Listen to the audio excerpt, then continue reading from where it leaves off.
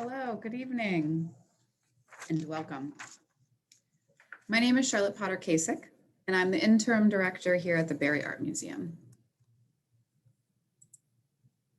The Barry Art Museum is located on the Old Dominion University campus here in Norfolk, Virginia.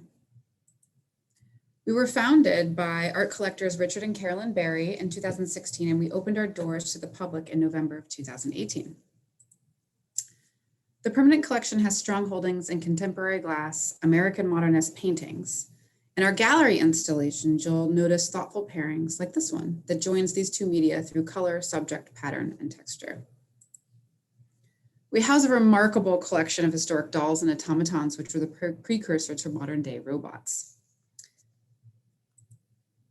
And an impressive historic marine painting collection that reflects the very waterways right here in Hampton Roads. The Barry Art Museum offers a variety of free public programming, including art-inspired yoga, which is every other week, and our new multimedia tours and a self-guided 3D tour that you can do from your very own home. It's quite interesting. You can actually get more information from that 3D tour than you would if you were even in the galleries yourself. It's very comprehensive. I encourage you to check it out on our website. Our current changing exhibition is Orchids, Attraction, Deception, which has inspired this entire evening. The work included in this exhibit ranges widely, mirroring its inspiration, which is one of the largest and most diverse plant groups on the planet. From pure botanical fascination to climate change, from historic model making to the history of collecting and colonization, the 10 contemporary artists represented approach the orchid from very different angles. They work in printmaking, sculpture, photography, ceramics, glass, paper, and a variety of hybrid media. The work is thoughtful, it's insightful, challenging, and truly beautiful. Many of the pieces were created specifically for this exhibit and have never been seen by the public before. So, the Cross-Pollination lecture series. This is a conversation between contemporary artists which are featured in this exhibition and botanical experts in the field. This event is brought to you in partnership with the Oak Spring Foundation and the ODU Office of Community Engagement. I want to thank them both very much for helping make this possible. So this evening's talk is between interdisciplinary artist Calista Lyon and renowned plant specialist Sir Peter Crane. First this evening, sort of the layout of how this goes is Sir Peter's going to introduce him, his practice, his history, his work, and then Calista's going to introduce herself, her practice, her history, her work. Throughout all of this, I really encourage you to use the Q&A feature at the bottom of your screen. We will call upon you, we'll answer a lot of these questions in the conversation that happens after their introductions. So first, I'll introduce Sir Peter Crane. He is the president of the Oak Spring Foundation in Virginia. Originally from Kettering in the United Kingdom, he trained and worked at the University of Reading before moving to Indiana University in the US in 1981 for his postdoctoral studies. He since has served as the Dean of the Yale University School of Forestry and Environmental Studies, held positions at the Field Museum in Chicago, the Royal Botanic Gardens, Kew, and the University of Chicago. Sir Peter is a renowned specialist in the diversity of plant life, including its fossil history, evolution, and conservation. He was awarded a knighthood in 2004 for his services in horticulture and conservation and received an International Prize for Biology a decade later. Numerous international universities have been bestowed honorary degrees upon him.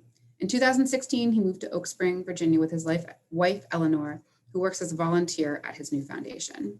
He was attracted by the opportunity to create new programs focused on plants, gardens, and landscape that also honor the legacy of Bunny Mellon. I give you Sir Peter Crane. Welcome. Thanks so much, Charlotte. And I'm going to try and share my screen. Absolutely. There we go. How does that look? Great. Great. Thanks so much, Charlotte. And thank you all for attending this evening. It's really a great pleasure to be part of this, conversation series. And we were so pleased to be able to participate in this exhibit in a small way. And it's especially gratifying to be able to have this conversation this evening with Calista Lyon, who attended one of our residencies at Oak Spring, was one of the first pioneering residents at Oak Spring. So it's great to have a chance to connect with her again this evening. So I'm going to give you a very, very quick introduction. I don't want to speak for more than about 10 or 15 minutes at the outside. We're just delighted to have been able to loan some of the works from the Oak Spring Garden Library for exhibit as part of the show at the Barry Art Museum. And among them are some pretty wonderful illustrations, mainly from the 19th century. For example, this pink lady's slipper, a Virginia native. And these collections come to you from the Oak Spring Garden Foundation. And we are a relatively newly established foundation focused on plants, gardens, and landscapes, as Charlotte said. And we focus particularly on the history and future of plants, botanical garden and landscape art, including the history of art and botanical art, gardens and horticultural practice, and also plants and how they interact with people, sustainable agriculture, and so on. And I can't resist giving a plug for the fellowships and residencies of which Calista was one of the participants. And so we have, if you check our website, osgf.org, you'll see a variety of fellowships and residencies offered.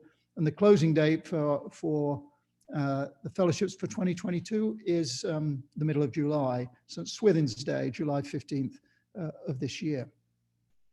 So we're located in the shadow of the Blue Ridge, and we're really a legacy of Rachel Lambert Mellon.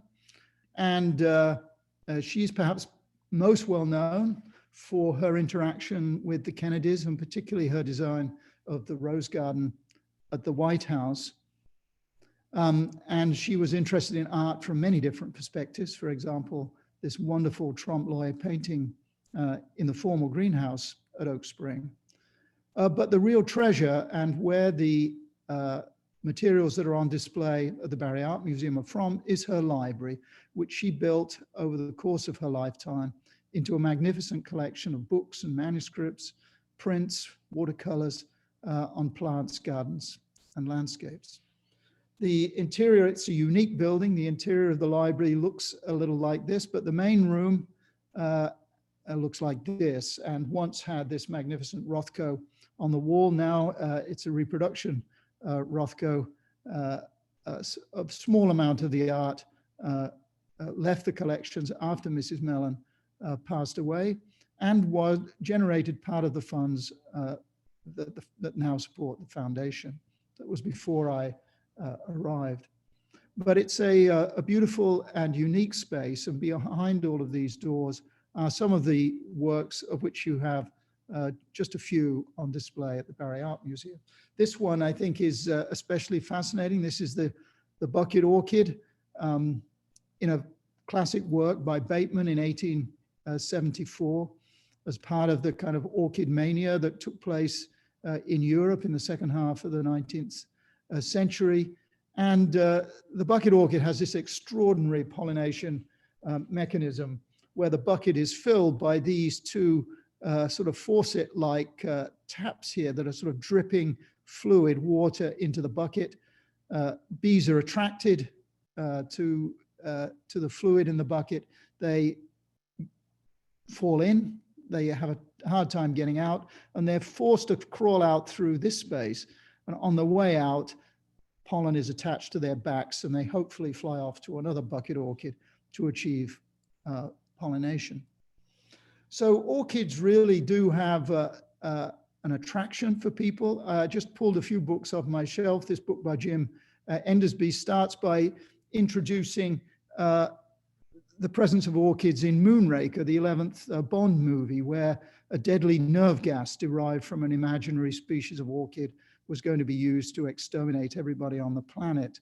And then there was the movie adaptation based on Susan Orlean's novel, The Orchid Thief. And you know, when I was at Kew, when I was director of Kew, every year we had an orchid festival. And many botanic gardens do this, particularly in the winter. February was the time we had our orchid festival.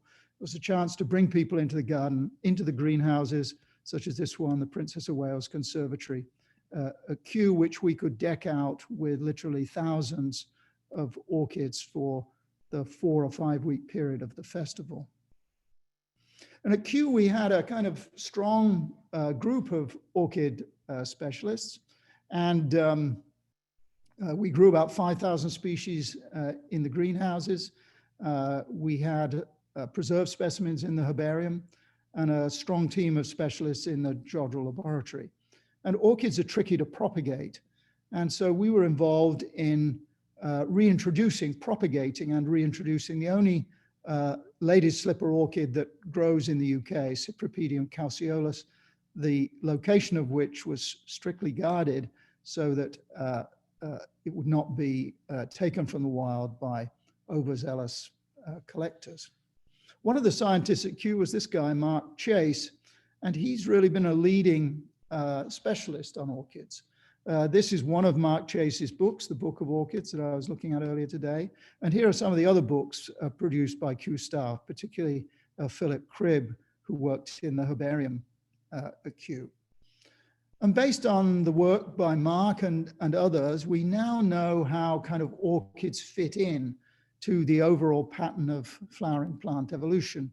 The availability of DNA sequences has now allowed us to really map the whole tree of life, of which we are part over here, and plants and animals, fungi, and then within the plants, orchids in this group, the monocots, related to irises and onions and asparagus, and then more distantly to palm trees and sedges and so on. So as Charlotte mentioned, orchids are hugely diverse. It's the largest flowering plant family with something like 26,000 species globally, about 200 species in North America, 57 species in Virginia.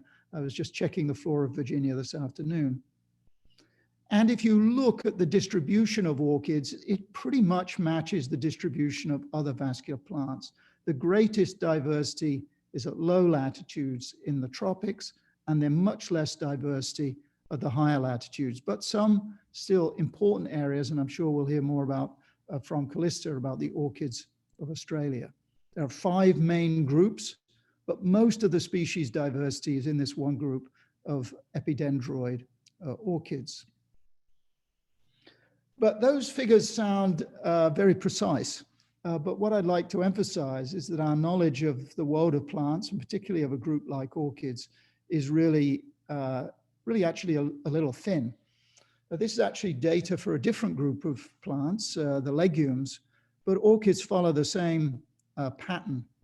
And that is that most of the species that are described from a place like Madagascar are represented by very, very few specimens, often less than 10 specimens in the herbaria of the world. And many in a place like Madagascar grow there and nowhere else, 90% endemism, with a lot of new species being described. So many new plant species are described every year, and some of those inevitably will be orchids.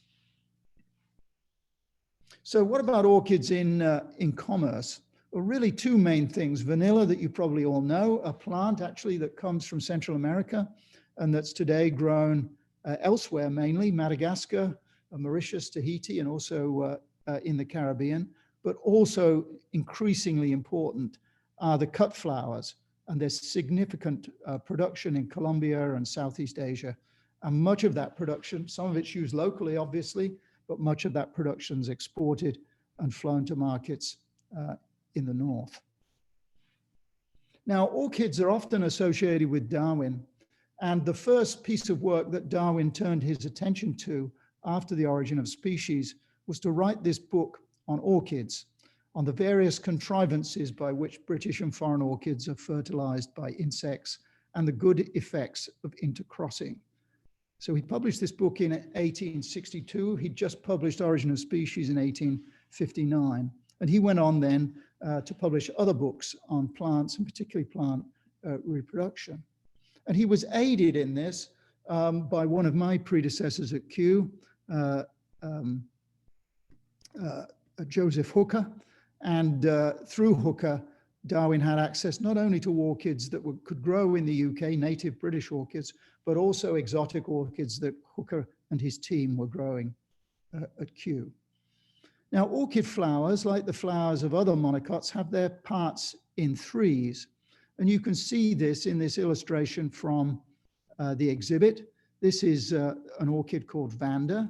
It looks like it's only got 5 petals here, but there are one whorl of 3, one here, one here, one here, and then another whorl of 3, 2 big ones and a small one. And this small one here is the one that's often elaborated into a cup or lip, as we saw in the bucket orchid.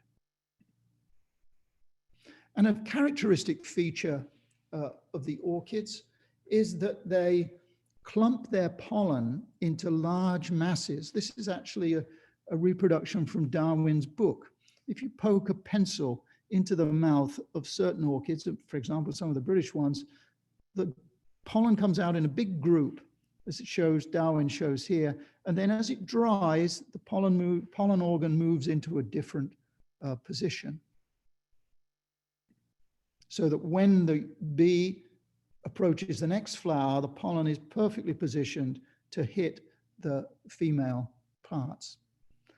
Many orchid flowers are quite long lasting, and an individual plant may produce a lot of flowers, but relatively few of those flowers tend to be pollinated.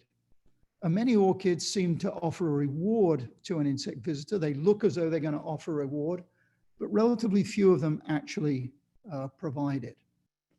And Darwin concluded that this was an emphasis on quality, ensuring that cross-fertilization rather than self-fertilization took place. Relatively few visits, not pollinating another flower on the same plant, but going off and pollinating another plant. So pollination, which precedes fertilization, doesn't happen all that often, but what's characteristic about orchids is that when that pollination happens, because the pollen grains are put together in these large masses, a single pollination can produce thousands of seeds. So it's kind of a risky sweepstakes kind of strategy. You lose most of the time, but then when you win big.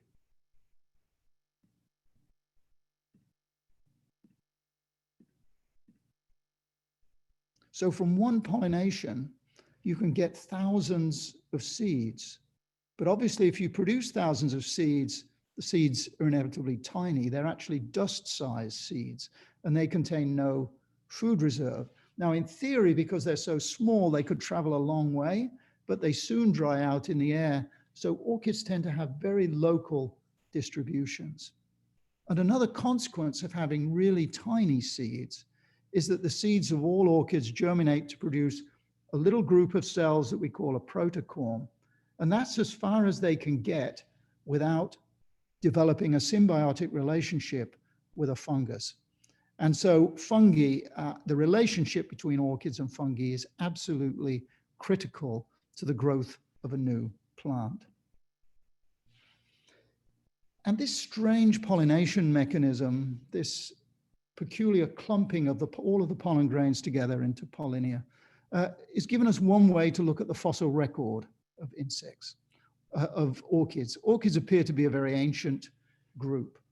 And just recently, people have started to look at some of the insects preserved in amber, for example, from the Dominican amber or from the Baltic amber. The Baltic amber is older. This specimen shows the 2 pollen clumps. You can see them here with the 2 sticky pads. And so people now are starting to understand a little bit about the fossil record of orchids, which previously was almost non-existent. And from that fossil record, extrapolating using molecular data, people have imagined that the orchids might be as much as 80 million years old as a group, although most of the species probably arose relatively recently. And finally, just to say a quick word about orchids and conservation. There are many threats to plant diversity all over the world. The biggest one is habitat loss and habitat conversion, typically for agriculture. But in orchids, as is the case in a few other groups of plants, cacti and succulents are one, insectivorous plants are another.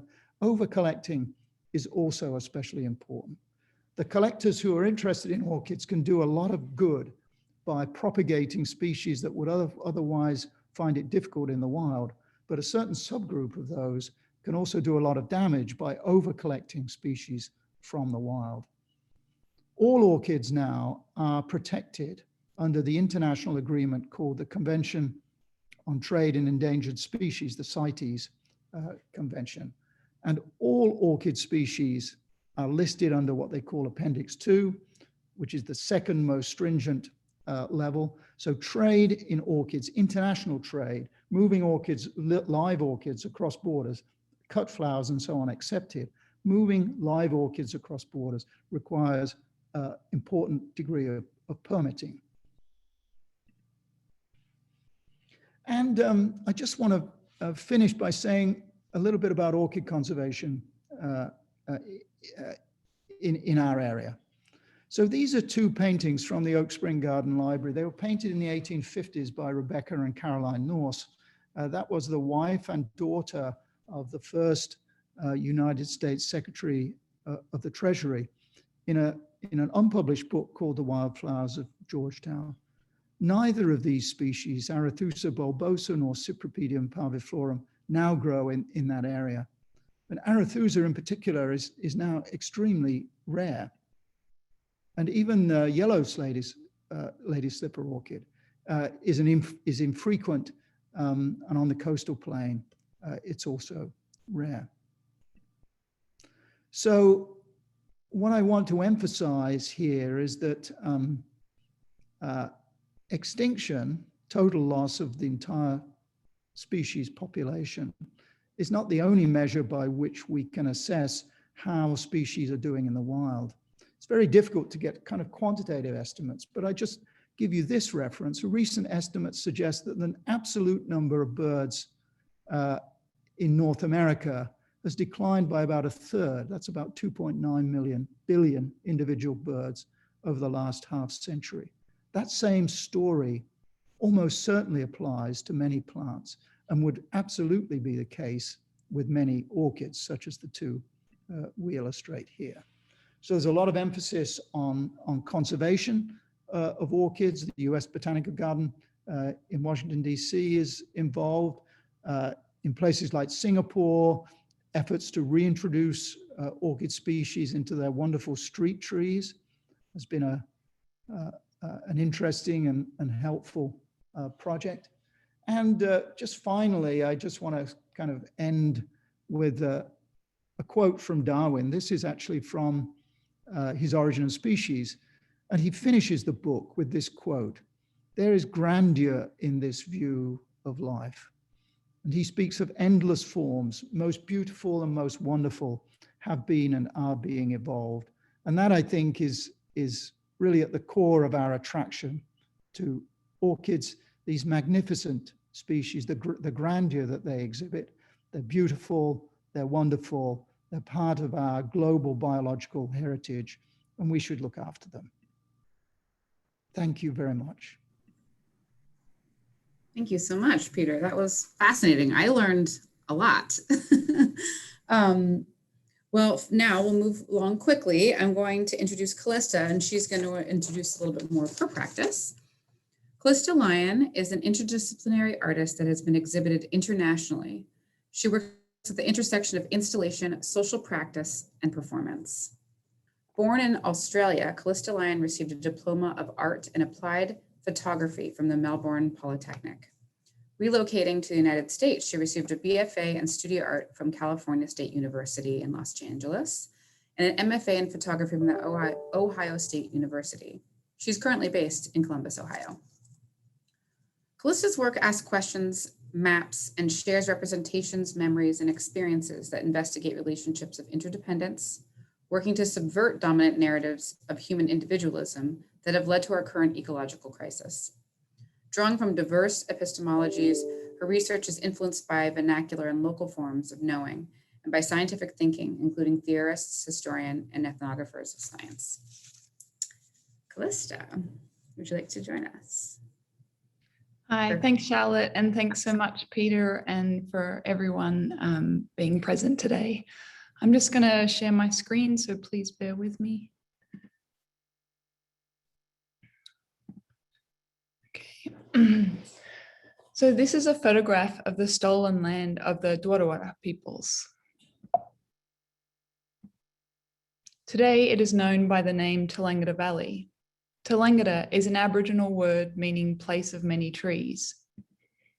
It is a small regional farming community in Victoria, Australia. My family have raised cattle on this land since 1944. My understanding of community has been deeply shaped by my experience of this place, and more specifically by the experience of relationships in place. The intimacies between my family, our farming community, and the larger ecology of water, plants, animals, earth, climate. I'm continually working toward a form that holds the complexity of these relationships and their histories. In many ways, I believe this is the story I'm trying to share.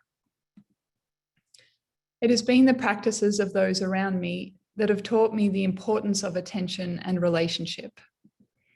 I look to these relationships to understand how we might relearn the ecological, both within and across species, as a generative place of resistance toward more just forms of living.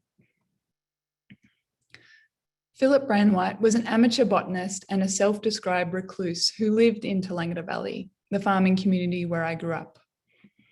He spent over 30 years searching for and documenting native orchids. Through our friendship, Phil began to share his work with me. Across his life, he created an extensive collection of botanical specimens, illustrations, and field diaries. I worked with Phil's collection to create an extensive digital archive of his little-known work. From this archive, I've been moving in ever-widening circles to understand the role of the archive and the relationships of orchids to their larger communities. Phil's botanical illustrations were possible through close studies of stem and flower cuttings that he collected both locally and across Australia. I was fascinated by Phil's sectional botanical drawings. These fragments of a larger body allowed for a kind of reimagining, for the possibility of a new community to emerge. I began making three-dimensional clay models from his drawings. Previously, I had little worked with clay, but the relationship of hand to earth felt like a natural way in which to be in proximity to these lives. Through this work, I was asking, what is the role of an artist as translator? How can we draw from our material vestiges to create new kinds of knowledge that offer more just forms of living? Both in form and color, I attempted to translate Phil's drawings as closely as I could. Spending time with Phil's archive and the process of making these creatures was a way for me to undertake more extensive research, to think over a long period about what kind of stories we might most need. I wanted to know how I could make something invisible visible. How do we give voice and amplify those who don't speak in our registers? Following Saidiya Hartman, how might we tell stories that engage with and counter the violence of abstraction? Following Christina Sharp, how can we articulate a method of encountering a past that is not past? And how can this form of learning or remembering also be a form of caring? These creatures are an example of the Holobiont, an assemblage which together form a discrete ecological unit. These bodies are only possible through the bodies and relations of others, insects, soil, orchids, mycorrhizal fungi, and now the human. 40% of all orchid species in Australia live on the precipice of extinction.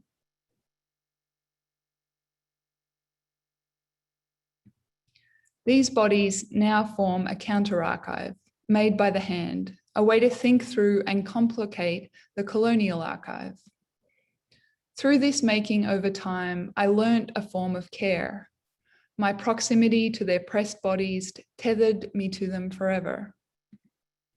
I collaborated with Cuban performance artist Sahili Tamayo to activate a relationship with these creatures in the gallery.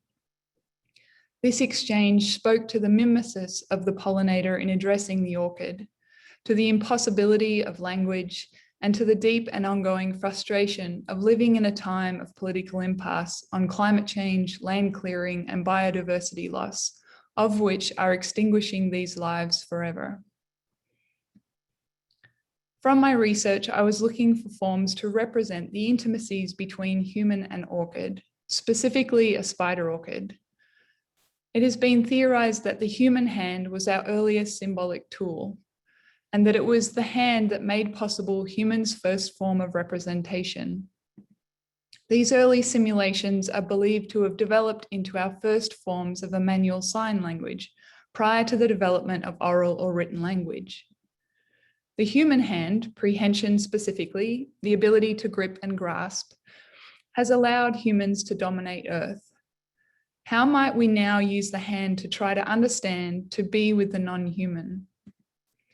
How does a human becoming with a becoming orchid be a form of representation that we can build from? This is a photograph of a lithograph based on a drawing made from the observation of the body of a crimson spider orchid. Created in 1878, the original drawing was made by Robert D. Fitzgerald, an Irish-born Australian and amateur naturalist.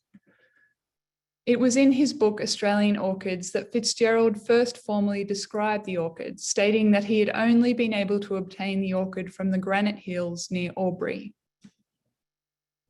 You remember Phil? Well, he had a brother, Peter Branwight. Together with another local amateur botanist, Kerry Foley, they rediscovered the crimson spider orchid in 1994 in the same region that Robert D. Fitzgerald had first found the orchid. Previously, it was thought to be extinct.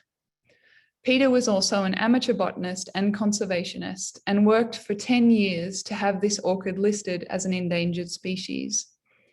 Through my research, I've been working to understand the threats to this orchid, which has led me to make The Unknown and the Unnamed, a 2-hour and 15-minute expanded cinema performance. In this work, I draw from the oral histories of amateur botanists, conservationists, farmers, scientists, along with botanical and photographic archives, to share a story about this orchid and to trace the ongoing impacts of settler colonialism. Up to 7 performers work in unison to move over 1,000 images on and off analog overhead projectors, while field recordings and interviews play aloud, and I narrate a creative non-fiction text that I have researched and written. Through this work, I map how seemingly separate threats of introduced species, bushfires, drought, climate change, overcollecting, agriculture, land clearing, and mining weave together to understand a history of human exploitation. The performance translates scientific concepts through personal story for a general audience. Drawing from my experience living on my family's cattle farm and research via feminist science studies, I use symbiosis as a metaphor for community, challenging dominant narratives of human individualism. I most recently performed this work at the Oak Spring Garden Foundation.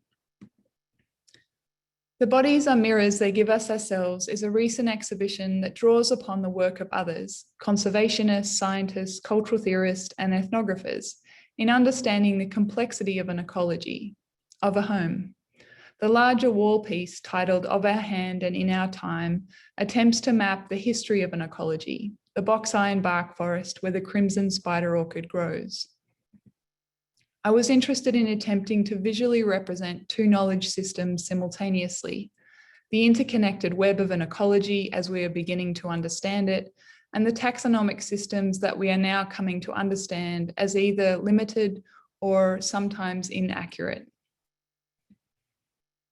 Through this work, I ask, in what ways have dominant narratives shaped our lives and made illegible, erased, and disconnected the human from our ecological communities? These smaller images, titled Acts of Relation after Peter Branwight, are photographs made by Peter Branwight. I was gifted Peter's image archive after he passed away. Along with another conservationist, the archive contains around 12,000 images. Peter believed that if we could understand what was present and living in the box iron bark forest ecology, we would have a better chance of protecting it. Working through the collection, I fell in love with these specific images. In the field, Peter would always carry a small mirror with him. Any fungi he would find, he would place the mirror beside or under so as not to disturb. These images share a gesture of care and attention, and one of curiosity. Orchids have the smallest seeds in the world. All orchids rely on mycorrhizal fungi to give them nutrients to begin their lives. Peter recognized the deep importance of these lives on the lives of others. Mycorrhizal fungi, or what has been commonly termed as the wood wide web, the vast interconnected web of organisms that connects the forest community, is a special example of how we can understand our lives as deeply interconnected. A Violent Unmaking uses collage photographs to map the impacts of settler ways of living on the box ironbark forest, the ecology where the crimson spider orchid grows. By working in the specifics of place, I can look at both the micro and macro to understand the incredible lives and mysteries of these worlds and the impacts of human change. I aim to create an embodied visual experience of the interconnections of these threats. I believe our collective memory around ecological collapse tends toward amnesia and erasure, and I wanted to share with the public a way to understand a historical reading of an ecology. In this work, I interweave images from 2 local conservationists, my family's archive, images I have taken, and national archives to speak to both the specificity of place and larger cultural changes in Australia. A constant theme around this research is the impossibility of knowing, of comprehending the complexity of these histories, to imagine new or old ways of living that don't replicate this violence. I believe that creating a collective memory of the relationships of change is necessary in order to address our current crises. I thought that I would spend a little time just unpacking one of the projections. So I'm going to start with this image here. In the top right-hand corner, you can see what looks like a pile of dirt. This is actually vanilla. Vanilla is produced by an orchid. Over the last 10 years, sharp increases in the price of vanilla have led to escalating theft of beans, death, deforestation, and corruption in both Madagascar and Mexico. Now I'm going to speak about this image here. Layered underneath the image of vanilla is a lithograph from 1877 depicting a greenhouse filled with orchids in England. In the book Orchid, A Cultural History, Jim Endersby writes that the rarity of many orchids helped make them into expensive trophies for wealthy collectors, while the imperial networks that brought them to European hothouses would eventually contribute to the destruction of their once inaccessible habitats. Now over in the top left-hand corner, this image is taken from the fish collection at the Smithsonian. I included this to reference the vast collection of plants, animals, and sometimes people who have died to enter a collection in service of human knowledge. And down here on the bottom right, this is one of Australia's largest gold nuggets, dug out of the ground in 1872 in the Victorian goldfields. The box ironbark forests were situated almost entirely within the Victorian goldfields, and the majority of these ecologies have been destroyed. Scientists estimate that 83% of box ironbark forests have been cleared for mining, agriculture, and timber collection. And then finally, I'm going to talk about this image. Today, orchids hold a strange air of affluence. If you have ever frequented a wealthy business or businesses trying to persuade you of their wealth, there is often the odd orchid or two sitting pride of place. Outside of orchid sales, collections, and gardens, the highest ratio of orchids to humans I've seen is in the jewelry district in Los Angeles, pictured here. So from this projection, we can see the complex entanglements between humans and orchids across our histories. Through this work, I use the image to generate a form of inquiry, a form of learning that leads me, and I hope others, to a better understanding of the systems, places, and identities that shape us. Thank you. Thank you, Calista. That was fascinating. Wow, I have so much to begin here. It's hard to know where to jump in. I mean, I feel like the thing that resonates, I feel like so loudly between both of your practices and your research is this notion of conservation. And, you know, I heard you both talk about habitat loss, 40% of all Australian species being endangered. I'm curious if you guys can expand on this topic a little bit and some ways that you've seen this done well or poorly in your respective fields. Go ahead, Calista. Yeah, I guess, you know, I look very specifically at a particular orchid and a particular place. And the crimson spider orchid has been, I think, Peter described his working with this orchid as one of the greatest successes that he'd had across his life. And I think that really, all in all, conservation is very challenging. It took him 10 years to get this species listed, as I'd mentioned. And the idea that the way that he sort of worked was the box iron bark forest where this orchid grew, they sort of felt that they could use the orchid because of its cultural connections and the way humans are so in love with orchids, that they could use sort of this single species to try to protect the overall habitat, that they felt that they could get traction and sort of get support, and they were able to actually fence off a large portion of this habitat. And obviously there's a lot of problems in doing that also, but it did initially stop cattle grazing, kangaroos, and a lot of human recreational activities in that area. I think one of the big things, you know, both of these, you know, Phil and Peter both worked as amateur botanists. They were not part of institutions. And that really was one way of working, of having a kind of very long-term attention over like 30 years. Whereas I know that a lot of their experiences, they felt that was a problem of institutional memory in terms of working with government agencies. So people who would also, their jobs would cycle a lot, and Phil and Peter would have to sort of get people up to speed. And so I think working locally and for local people to get involved is really an important way to think about conservation in the long term also. Yeah, I mean, I would agree with that, absolutely. And I think, you know, unless local people are involved in habitat conservation, it's not going to work. And so I think, you know, some of the more successful conservation projects are ones that involve the local community, so that they have a stake in it. I think that's really important. I think you know, you have a lot of dedicated people, not only the people on the ground, but also there are a lot of dedicated people in institutions too. So you know, I think a lot of people at all levels, whether they're working with the government trying to get a species listed under the Endangered Species Act, or whether they're actually on the ground conservation. There are a lot of dedicated people. I think the key thing for me is, you know, we're probably not going to be able to save and conserve as much as we'd like to do. We should keep pressing to do that.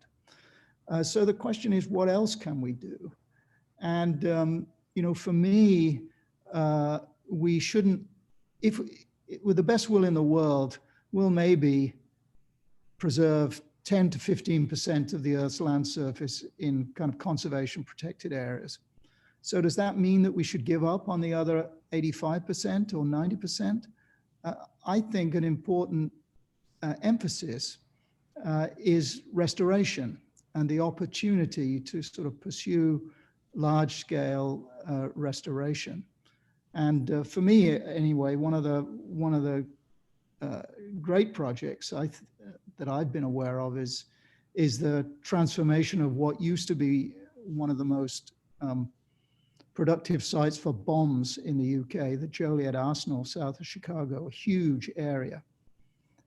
Most of which, it's not a munitions plant anymore, although it was during the Second World War and the Vietnam War. And most of it is now being returned to native prairie as much as it can be, even to the point of buffalo being reintroduced. And if you look at that part of northern Illinois, this is a huge area.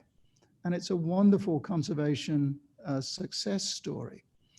So coupled with our attempts to conserve native habitat, which we absolutely need to keep trying to do, we shouldn't give up on the other 85 and 90%. And where there are opportunities for restoration, we should absolutely take those opportunities and use creative approaches like they're using in Singapore to reintroduce those epiphytic orchids into their street trees and so on. Yeah, fascinating. You know, I'm sort of struck by the fact that the more we talk about orchids, the more there's like this shrouding of secrecy, sort of, you know, like once somebody, it's like morel hunting or something. When somebody knows a spot, nobody else can know about it. And I know when we were first trying to put together tours and things here before the pandemic and thinking about different programming to go with the exhibit, Dr. Lisa Wallace, who we partnered with here, who's an orchid specialist about Virginia native orchids, I was like, can we bring people to go see the Virginia native orchids? She's like, absolutely not. You know, I'm never going to tell you where those are. And so I guess I was really struck by Calista's, you know, comment about like the luxury around orchid and also the secrecy around orchid. And I wasn't sure if either of you guys wanted to elaborate on that. Yeah, well, I think, you know, obviously orchids are a hugely diverse group, right? And we tend to think of them as having these big, you know, huge flowers, these sort of attractive things. But most orchids are not quite like that. The orchid that Calista talked about is not quite as showy as some of the others, but it's just as wonderful and special in its own way. And you know, I guess it's a matter of taste. You know, there are, I think I read somewhere there's 100,000 different varieties of orchids that have been created by hybridization. Yeah. And so, you know, as with other plants, we've manipulated them to produce some of these products that are sold. So if you go to Southeast Asia, you know, a lot of effort's been put in places like Singapore and Malaysia, Vietnam, into the kind of commercial mass production of orchids for export. Same in Colombia. And whether that's a good thing or a bad thing, I don't know. But it's not necessarily having an impact on the species in the wild. The other threats that we've mentioned, particularly this one of over-collecting, is a real problem with orchids. Orchid species tend to not have very wide distributions. Most are, it's a general fact in biology, most species are rare, and it's particularly the case with orchids. And so they're in small populations to start with. So, you know, random habitat destruction or a little bit of over-collecting is enough to kind of wipe them out. And orchids, like cacti and succulents, like insectivorous plants, do have a subgroup of collectors who are really almost obsessed with having the rare and the exotic, even if it doesn't look spectacular. And that's the theme of the Susan Orlean's book, The Orchid Thief, and it's a real problem. Interesting. I didn't realize that orchid mania was, I thought that was like a Victorian issue. I didn't realize it was still persistent. Very much alive. Alive and well. Interesting. Okay. Well, I'm going to take a big turn from conservation here. Calista, when we first met about the exhibit that we have here at the Barry Art Museum, I said, you know, we're putting together this show, we're calling it Orchids, Attraction, and Deception. And I immediately knew I liked you because you took issue with the title pretty quickly and said, well, I'm not sure if I agree with this negative terminology, such as, aggressive, antagonistic, exploit, competition, infect, colonize, parasite, pest, deceit, threat, swindle. All these words that you've found that have been used a lot when trying to describe different orchids or biological species. And I thought maybe I can hopefully bring up this slide that I have. Here we go. This is a picture of a different work that you made, and I was wondering if you could maybe expand on this, this violent language that you take issue with. Yeah, I think I was doing a lot of research around the literature around pollinator relationships. So many orchids have a distinct relationship with one pollinator, and that pollinator in some cases has a form of mimicry either in the pheromones, through the shape of the orchid, or through the color and forms. And so for example, there's many Australian orchids that the female pollinator, the orchid takes on resemblance of the female insect. And basically, I just reading the literature, I was kind of really disillusioned with the language that certain scientists, particularly chemical ecologists, were using around sort of the relationships of these two, the insect and the pollinator. And so I was also reading Carla Hustak and Natasha Meyer's essay, Involutionary Momentum, and they also speak about it there.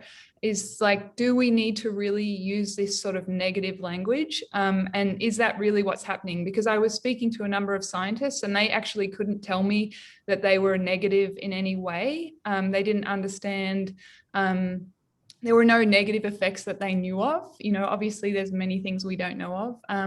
But I just thought that sort of in that essay that Carla Hustak and Natasha Myers writes, they really sort of invoke an idea of play and sort of this sort of more sort of a fun relationship that could be taking place rather sort of than this sort of negative connotation of deception. I think it's funny because when we think about symbiosis, you think that each party is getting something, that they're gaining something through this relationship. And I guess this deceit that people talk about with orchids is the fact that the pollinators maybe don't have any particular benefits, but perhaps we don't understand, maybe they're just playing. Yeah, and sometimes they do get benefits, right? Sometimes there's a sugar reward and there's different ways in which they do, like the thionine wasp that actually has just been sort of in the last couple of years discovered to pollinate the crimson spider orchid. In a lot of cases, they find that the thionine wasp is actually sleeping on the orchid overnight. So it's sort of this really interesting relationship. And Nushka Rita is an Australian conservation scientist who's actually worked out how to propagate this orchid in the lab and is now doing reintroductions to a number of locations. She's really doing a call out to other scientists to try to study this pollinator because there just isn't any literature on it. Yeah, I mean, I'd like to kind of come in on that. I mean, I think the important thing to understand is that our knowledge is very imperfect, and science really is a kind of successive approximations to the truth. At least that's the way I kind of think about it, and that's definitely the case when you're talking about these interactions. So we think we understand some aspects of it, and maybe people describe it in different ways. But any good scientist ought to have a little bit of humility and realize that there are probably things going on that we don't understand. And I think the extent of symbiosis and the interactions between, for example, fungi and plants, I think is really interest in that has really kind of taken off in the last, I would say, 30, 40 years. And part of it is because we now have techniques to be able to study it. It was very difficult to study before. But now with the advanced DNA techniques, you can figure out what fungi are there even if you can't culture them. And in the past, all we could do was culture them.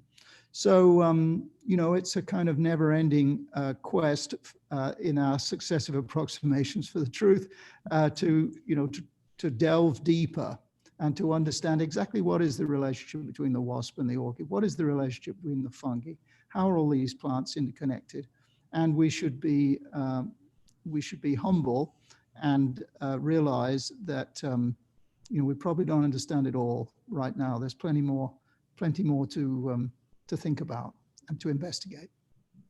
Yeah, absolutely. To discover. We didn't know that wasp was just sleeping underneath the orchid. It was his home. Good. Well, there's a couple other questions. I think a lot of people are interested in the Oak Spring residency program. And I'm wondering, you already explained a bit about the resources for contemporary artists, but I'm curious, present company aside, Peter, maybe is there any particularly remarkable projects that's come out of that offering that you might want to cite? Because I think it's a really interesting way for artists to start to try to work with botany and understand botany in a different way. Yeah, I mean, I think we've had such a range of great residents and fellows. It's hard to pick them out, but you know, some people have been doing paper making with plants. Some people have been dye making with plants. Some people have been doing sort of very representational kind of botanical art, and others have been doing more abstract art. One of the projects that I've enjoyed particularly is actually by someone here in Virginia, Emma Steinkraus, who teaches at Hampden Sydney College. And she's been putting together a kind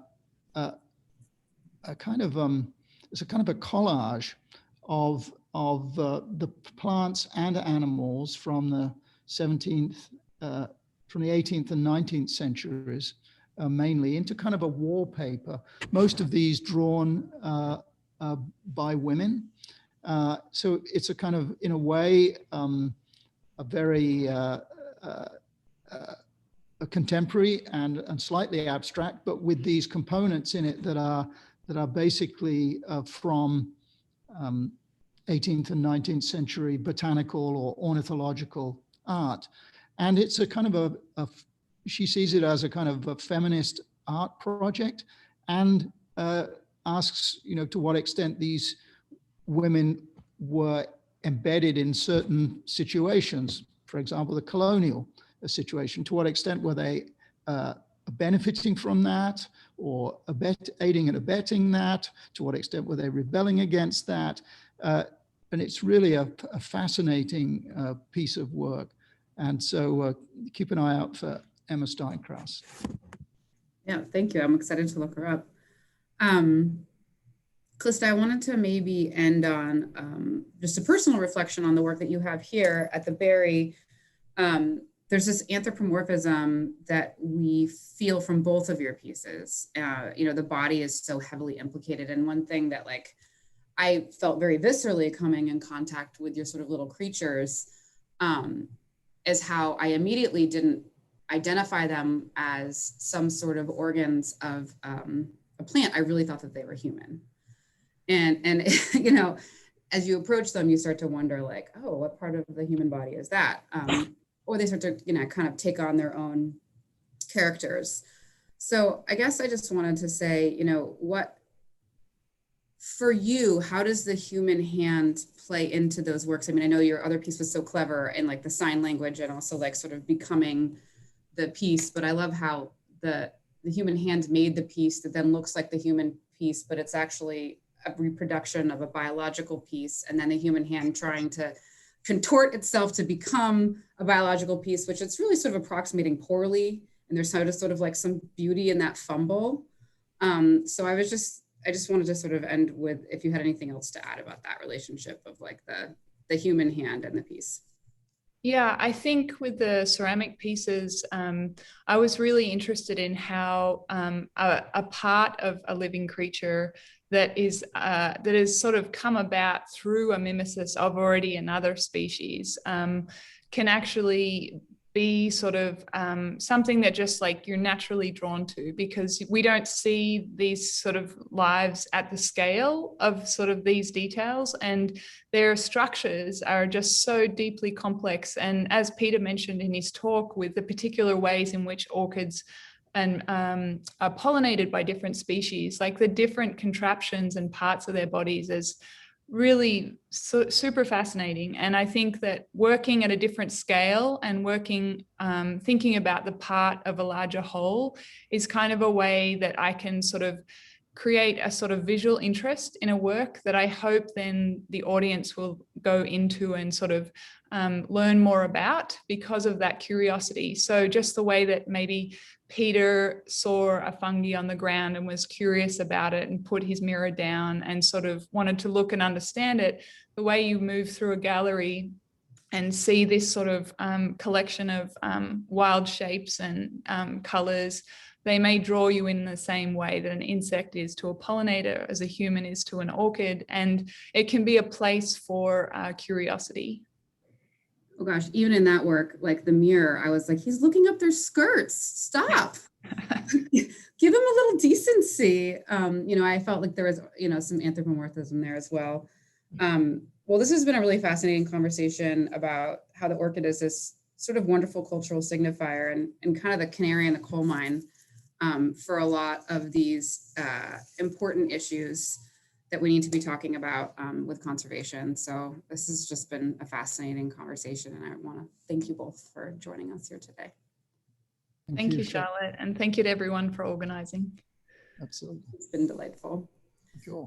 So I just must thank our partners for helping make this evening possible, Oak Spring and the ODU Office of Community Engagement. Without them, we really couldn't produce these events. They're behind the scenes, you can't see them, but it's their expertise that make this all happen. If you enjoy this or any of our free programming, please consider becoming a museum member. It's the way that we can sustain these kinds of offerings. Our museum is open safely to the public. Please come and join us if you live nearby, or if not, please join us online virtually with our 3D tour. And I want to invite you to participate in our next cross-pollination lecture between Brendan Baylor and Dr. Peter Weiss-Jackson. It's going to be really fascinating. They actually dive a bit more into colonialism, but also vanilla, which I think will be really wonderful. So thank you so much for joining us this evening. It's been a wonderful conversation, and I hope that you can join us again soon. Have a great night.